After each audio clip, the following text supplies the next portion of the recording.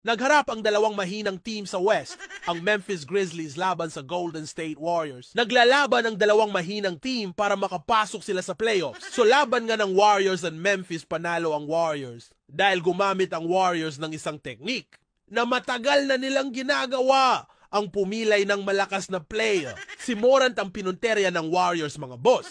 Sa hindi nakakaalam, kilalang kilala ang Warriors sa pangpipilay ng mga players.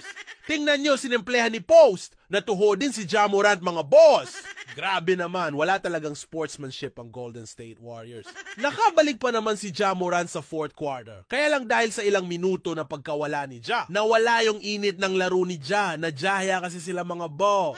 Ang lupit pa naman ng ginawa dito ni Morant. Tingnan nyo yan. Grabe, sabay pinatama sa board, sabay rebound, tapos shoot. Dahil sa pampipilay ng Warriors, pasok na sila sa playoffs.